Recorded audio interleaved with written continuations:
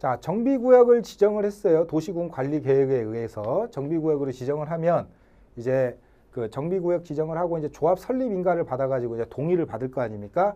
그럼 자, 조합 설립 인가까지 받으면 자, 여기 단계에서는 별로 할 게 없고요. 자, 사업 시행 인가를 받기 전에 여기서 하는 게 있습니다. 사업 시행 인가를 받을 때, 자, 재개발에서는 재개발 사업에서는 우리 평가에 관련된 겁니다. 자, 조합이 설립이 인가가 돼가지고 이제 시군구청장한테 사업 시행의 인가를 갖다가 받으려면은 우리가 이 정비구역 지정된 여기에다가 종전자산을 싹 다 허물고 여기에다가 아파트를 짓겠습니다. 그러면 각종 설계 도면이라든지 건축 심의부터 해서 교통 환경 영향 평가부터 해서 엄청난 서류가 들어갑니다. 그 서류를 통과해야만 사업 시행 인가고시가 나는 거예요. 사업 시행 인가고시가 이제 출발인 거예요. 그죠? 그럼 이 출발을 하기 전에 그 전에 해야 되는 절차가 있어요. 재개발에서는 뭐냐면 정비 기반 시설에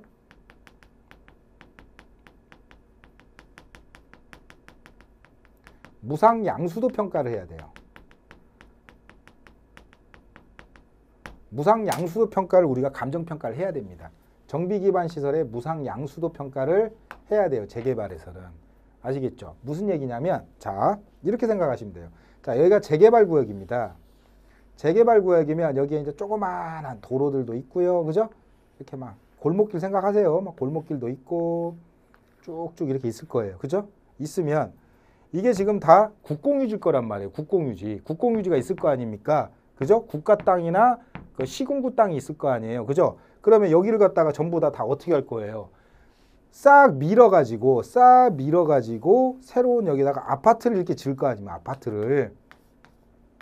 그죠? 그럼 결국 기존에 이렇게 국공유지들이 있는 것들은 뭐 해야 돼요? 조합이 가지고 와야 되죠. 가지고 와야 되잖아요. 국가한테. 가지고 와야죠. 대신 이 앞에 그래서 무상이라는 말이 듣는 거예요. 처음에는 무상으로 갖고 오는 거예요. 대신 무상으로 갖고 올 때 국가 땅을 니네들이 얼마에 가져갔고 나중에 아파트를 다 짓고 이제 여기다 기반 시설인 도로를 갖다 다시 낼 거 아닙니까? 그죠? 도로를 낼 거 아니에요. 새로이 설치하는 기반 시설. 기존 기반 시설과 새로이 설치하는 기반 시설 두 개로 나뉘는 거예요. 이 정비 기반 시설의 무상 양도 양수가 한마디로 두 가지로 나뉘는데 어떻게 나뉘냐? 기존 정비 기반 시설과 새로 설치할 거, 새로이 설치하는 거 이 두 개로 나뉘는 거예요. 즉 기존 정비 기반 시설은 누가 누구한테 주는 거예요? 국가가 조합한테 주는 거예요. 국가가 조합한테 야, 너 사업해야지. 우리가 갖고 있는 국공유지 정비 기반 시설로 돼 있는 국공유지 다 너네한테 줄게. 사업해. 대신 우리 미리 금액은 확정해 놓고 가자. 그 얘기예요. 그리고 새로이 설치하는 것은 나중에 조합이 싹 돈 들여가지고 이제 다시 공원도 만들고 도로도 만들고 광장도 만들고 할 거 아니에요. 정비 기반 시설이라는 게 그거예요. 기반 시설. 말 그대로 기반 시설이에요. 그럼 새로이 설치하는 기반 시설은 당연히 조합이 설치를 하겠죠. 조합이 설치해서 누구한테 다시 줘요? 국가한테 주는 거예요. 국가한테. 그러니까 한마디로 주고받고 하는 거죠. 주고받고 하려면 내가 얼마를 받았고 너한테 얼마를 줄 거야. 나와야 될 거 아니에요. 예산이. 그쵸? 그래서 이런 정비 기반 시설의 무상 양수도 평가를 해가지고 이것도 같이 하나의 서류가 꾸려져 가지고 사업 시행 인가 고시를 받을 때 같이 들어가는 거예요. 그러니까 최초의 재개발 사업에서 최초 평가는 바로 이겁니다. 정비 기반 시설의 무상 양수도 평가가 먼저 이루어지는 거예요. 아시겠죠? 당연히 저는 평가했죠. 했으니까 자신 있게 말씀드리는 거예요. 논리도 알고요. 자, 그리고 재개발은 이거고 이제 재건축에서는 이 전에 이제 뭐를 할 수 있냐면요. 재건축에서는 매도 청구를 합니다. 매도 청구 평가가 이루어질 수 있어요. 왜냐하면 매도 청구 평가가 왜 이때 이루어지냐면 자, 매도 청구는 먼저 뭐냐면요. 그 재건축은 아파트에서 아파트로 가는 거예요. 그러니까 자, 주택 재개발은 여러분이 주택 재개발 정의는 1차 때 공부했을 거예요. 기반시설이 노후화됐어요. 그래서 싹 밀고 새로 하는 거고, 재건축은 기반시설이 어느 정도 있어요. 그래서 재개발은 여러분 이렇게 생각하시면 돼. 단독주택이 아파트로 바뀐다고 생각하시고, 얘는 아파트에서 아파트로 가는 거예요. 예? 기존에 소규모 뭐 층수가 3, 4층, 뭐 5층짜리 조그만 아파트가 용적률이랑 그걸 이빠이 올려가지고 최대로 올려서 막 20층짜리 아파트가 된다고 생각하시면 되고, 얘는 단독주택이 20층짜리 아파트가 된다고 생각하시면 되는 겁니다. 자, 그러면 자, 매도 청구는 뭐냐면, 여기서에서 매도 청구는 아예 조합원의 자격이 없는 사람들을, 즉 아예 조합원이 자격이 없는 사람들한테 사업을 하기 위해서 그 일종의 부여된, 조합에게 부여준 형성권이에요. 즉, 야, 너네들, 이게 이런 겁니다. 한마디로. 여기 아파트가 있죠. 예, 기존 아파트가 있어요. 기존 아파트. 기존 아파트가 있고, 이게 새로운 아파트 이렇게 지을 거예요. 이렇게 아주 멋깔나게 짓는데, 여기 이제 사는 사람들이 있을 거 아닙니까? 그죠? 집합 건물이라고 할 수도 있고, 부속 토지도 있을 수 있어요. 당연히 부속 토지도 있을 수 있을 거 아니에요. 그죠? 예, 부지 중에. 자, 근데 재건축은 조합원이 될 수 있는 자격이 뭐냐면, 토지하고 건물을 동시에 다 갖고 있어야 돼요. 둘 중에 하나만 갖고 있으면 조합원이 될 수가 없어요. 즉, 매도 청구의 대상은 누구냐면 조합원이 아닌 자예요. 조합원이 아닌 자. 즉, 이 사업에 참여할 수 없는 자예요. 매도 청구 평가는 사업에 참여할 수 없는 자. 그렇게 할까요, 여러분? 예.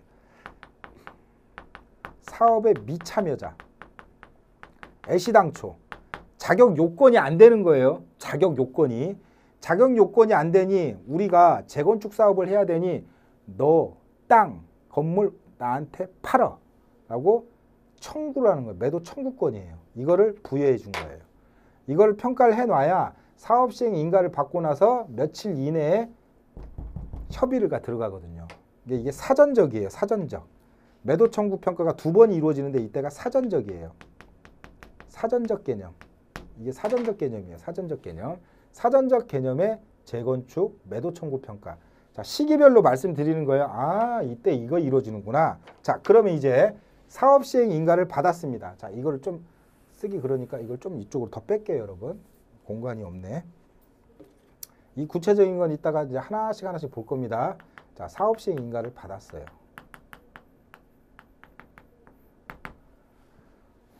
사업 시행 인가를 받고 관리 처분 그대로 계속 갈 겁니다. 자, 사업 시행 인가를 이제 받았습니다. 그럼 사업 시행 인가를 이제 받았으면 이제 이 다음에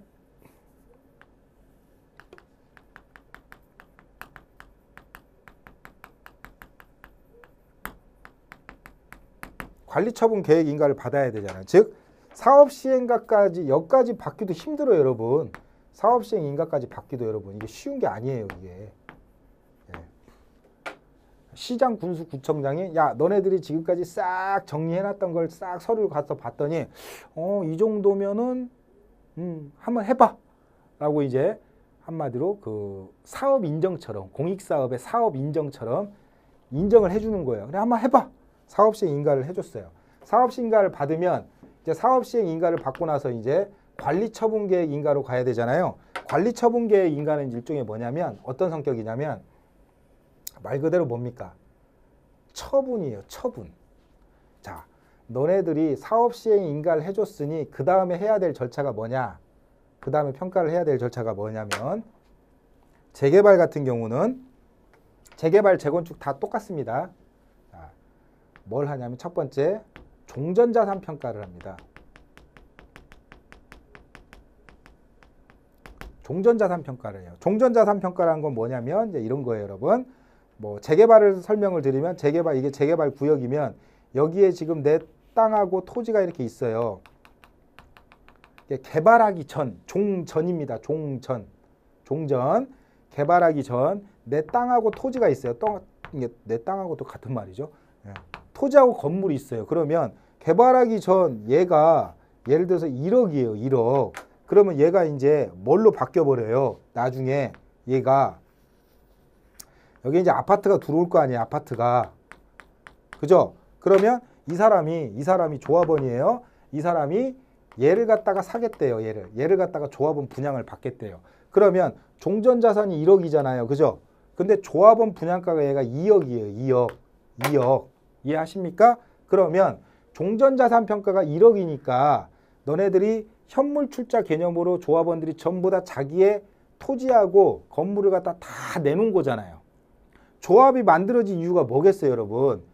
개인이 사업을 시행할 수는 없어요. 그죠? 얘가 막 조합원이 1000명 될 수도 있고 2000명 될 수도 있지 않습니까? 그러니까 하나의 법인격 단체를 조합이라는 걸 만들어 놓고 거기다가 모든 조합원들이 다 자기 토지하고 뭐 건물 등을 다 제공을 하는 거예요. 조합한테. 일종의 개개인이 다 사업 시행자예요. 일종의. 이해하시죠? 대신 그걸 대리해서 해주는 게 조합인 거야. 그렇게 생각하시면 됩니다. 아시겠죠? 조합원이 하나하나가 전부 다 권리를 행사할 수 있는 사람이죠. 그러니까 조합원이 종전에 있는 자기 것이 1억이야. 그 나중에 2억짜리를 받을 거야. 그러면 둘의 차액, 이걸 우리가 정상금이라고 하죠. 분담금. 둘의 차액을 어느 정도 예정을 나와야 돼. 예정이. 그래야 헌집 줬으니까 새 집을 받는데 내가 얼마를 더 내야 되는구나. 그걸 알아야 될 거 아니에요. 그죠? 그걸 알기 위한 것이 이제 비례율이라는 게 있습니다. 이제 거기다 설명을 드릴 텐데 이때 바로 종전자산이라는 게 이거예요. 내가 가지고 있던 거 내놓는 거. 그 다음에 두 번째가 이제 바로 뭐냐면 종후자산. 금방 얘기했듯이 아파트 다 지어졌을 때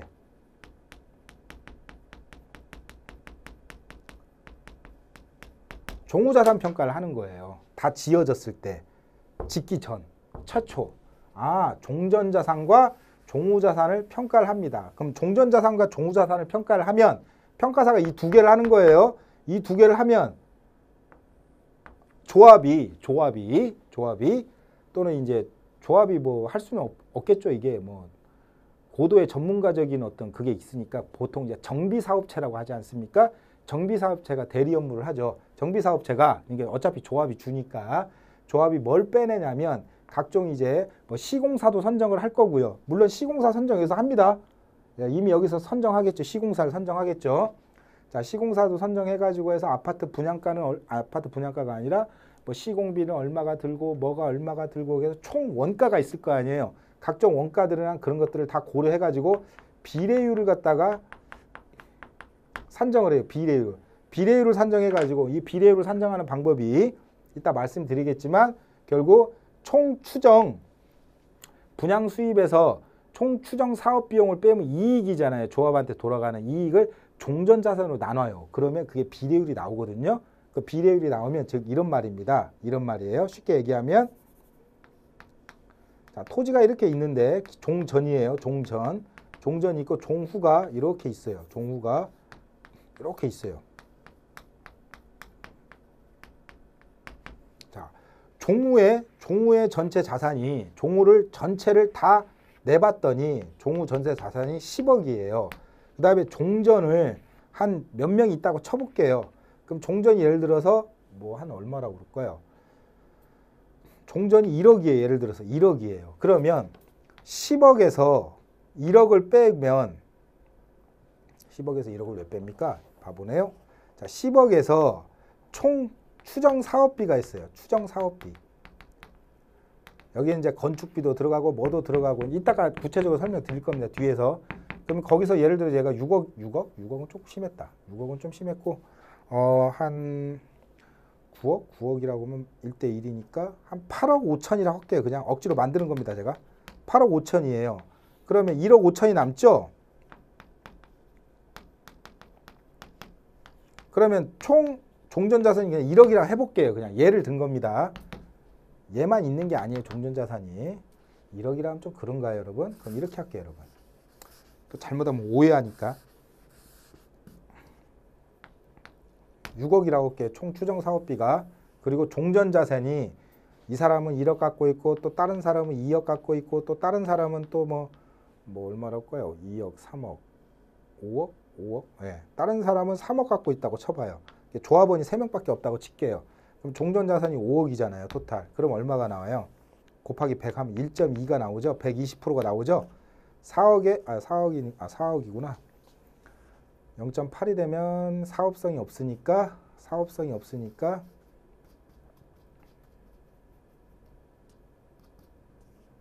4억? 4억이라고 할게요. 추정 사업비가 뭐 말도 안 되는 얘기인데 그냥 예를 든 겁니다. 그럼 1.2가 나오죠? 6억이니까. 그죠? 120%가 나오잖아요. 그러면 이 사람은 비례율이 얼마가 나면 이게 비례율이거든요. 그러면 이 사람은 종전자산이 1억이지만 여기에 곱하기 1.2가 들어가서 이 사람의 권리가액이 되는 거예요. 1억 2천이. 요걸 기준으로 해서 이게 일종의 뭡니까? 나중에 조합이 돈을 벌잖아요. 아파트를 분양을 해가지고. 그죠? 버는 거에 대한 그 어떤 이익분을 조합원한테 주는 거예요. 비례율이. 아시겠죠? 그래서 그런 비례율이에요. 자, 비례율을 통해 가지고 바로 뭐가 이제 산정이 되는 거예요, 여러분? 분담금이 산정이 되는 거예요. 분담금. 조합은 이 비례율을 통해서 분담금을 산정할 수가 있죠. 분담금. 그러니까 조합원 각각이 내가 얼마를 내고 얼마를 나중에 받아야지, 얼마의 아파트를 가져가니까 그 차액이 얼마를 더 내야 되고 또는 어떤 사람은 받을 수도 있는 것이고 그러니까 각각의 그 내용이 있어야 돼요. 그 다음에 이제 또 뭐가 있냐면 이제 비용이 있으니까 또 뭐도 있냐면 여러분 평가할 때 세입자 저기 뭡니까 영업보상을 합니다. 영업보상, 영업손실보상. 자, 이 영업손실보상은요 협의를 위한 게 아니고 조합이 나중에 추정 사업비로 해서 어느 정도가 들어갈지를 예측하기 위한 하나의 비용이에요. 비용 항목이에요. 여기서 영업손실보상은 아시겠죠? 별도로 다시 합니다. 별도로 다시 해요. 그러면 우리가 평가하는 것만 제가 적어 놓은 거예요. 평가하는 것만. 자, 이걸 하는 거예요. 이걸 통해서 이제 자, 이렇게 우리가 사업을 하겠습니다.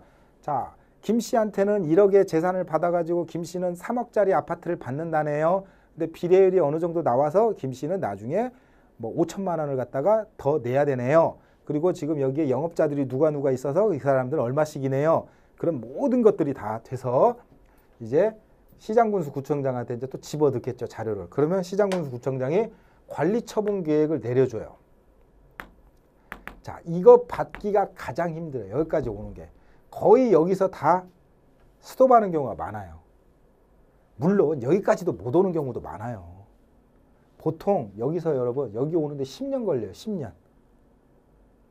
최소 10년 걸려요. 최소 10년. 자, 10년 왔어요. 그래서 이제 박차가 가해졌어요.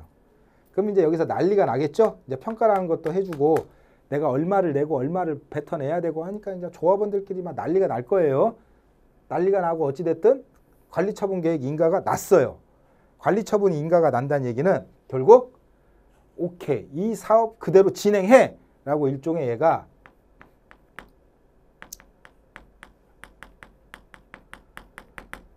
공익사업으로 얘기하면 수용권이라고 생각하세요. 수용권이라고 그냥. 다 이제 니네 마음대로 다 밀어버릴 수 있어요. 진짜. 철거를 할 수가 있어요. 이 계획대로 해서 수용권을 줬다고 생각하시면 돼요. 그냥 느낌으로. 아, 관리처분 계획 인가를 받았구나. 그래서 여러분 돌아다니다 보시면 그 플랜카드에서 관리처분 계획 인가 뭐 축 환영해가지고 관리처분 계획 인가 뭐 됐다고 하잖아요. 그건 다 된 거예요. 진짜.